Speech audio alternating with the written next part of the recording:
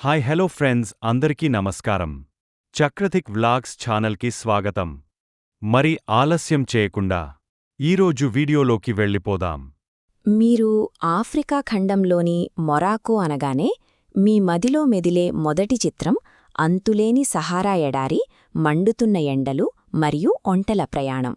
కాని ఈ దేశంలో మంచుతో కప్పబడిన పర్వతాలు, 2600 మీటర్ల ఎత్తులో ఆఫ్రికాలోనే అత్యుత్తమ స్కీ రిసార్ట్ అయిన ఓకైమెడెన్ కూడా ఉంది.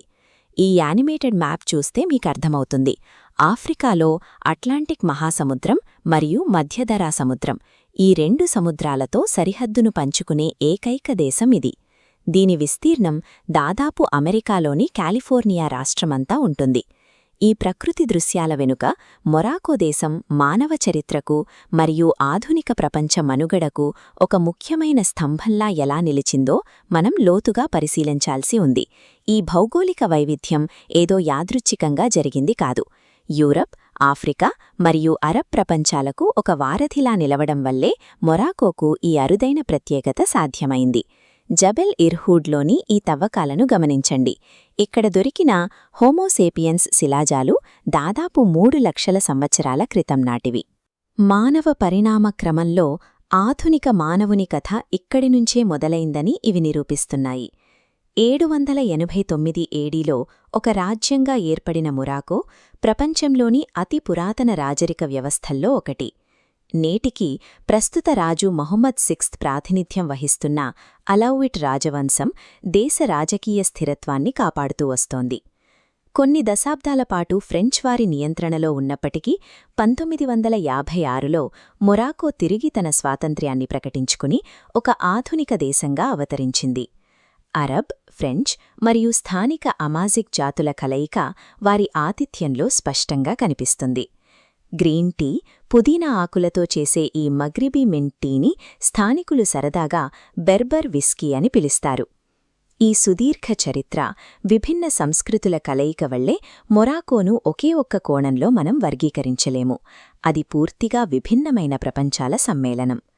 ఆక్స్ఫర్డ్ లాంటి యూరోపియన్ విశ్వవిద్యాలయాలు పుట్టకముందే 859 ఏడీలోనే ఫెస్ నగరంలో ఈ అల్ కరావుయీన్ విశ్వవిద్యాలయం స్థాపించబడింది. దీన్ని నిర్మించింది ఫాతిమా అల్ ఫిహరీ అనే ఒక మహిళ.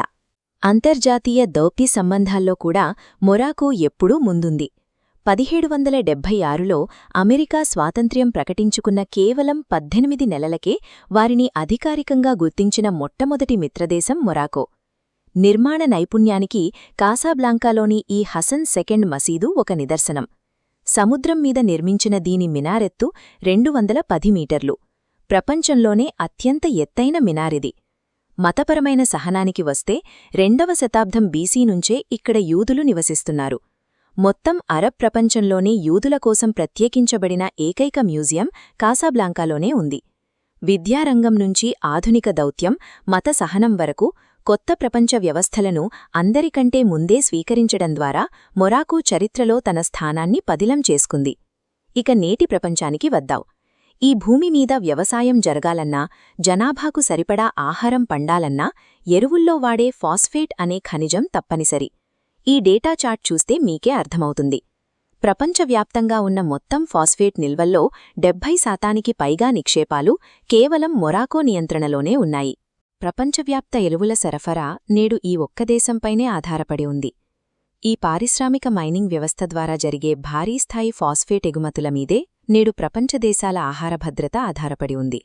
ఒకవైపు ఈ భారీ పరిశ్రమలుంటే మరోవైపు కేవలం మొరాకో వాతావరణంలో మాత్రమే పెరిగే అర్గాన్ చెట్టు ఉంది. సౌందర్య సాధనాల్లో వాడే ఈ అర్గాన్ ఆయిల్ ఉత్పత్తికి అవసరమైన వృక్షాలు ప్రపంచంలో మరెక్కడా పెరగవు. పారిశ్రామికంగా ఫాస్ఫేట్, భౌగోళికంగా అర్గాన్ ఆయిల్, ఈ 2 వనరులపైన ఉన్న గుత్తాధిపత్యం 21వ శతాబ్దంలో మొరాకోకు అంతర్జాతీయంగా అపారమైన ప్రభావాన్ని అందించాయి. ఇక్కడి ప్రకృతి అందాలు, మట్టితో కట్టిన ఈ ఎయిడ్బెన్ హాడో లాంటి పురాతన నగరాలు హాలీవుడ్ సినిమా నిర్మాణాలకు ప్రధాన వేదికలయ్యాయి. గ్లాడియేటర్, గేమ్ ఆఫ్ థ్రోన్స్ లాంటి చిత్రాలు ఇక్కడే చిత్రీకరించబడ్డాయి. టూరిజం వృద్ధిని చూపే ఈ గ్రాఫ్ గమనించండి. 2024లో ఏకంగా 1.74 కోట్ల మంది పర్యాటకులు మొరాకోను సందర్శించారు. దీనితో ఆఫ్రికా ఖండంలో పర్యాటకులు అత్యధికంగా సందర్శించే దేశంగా ఇది నిలిచింది.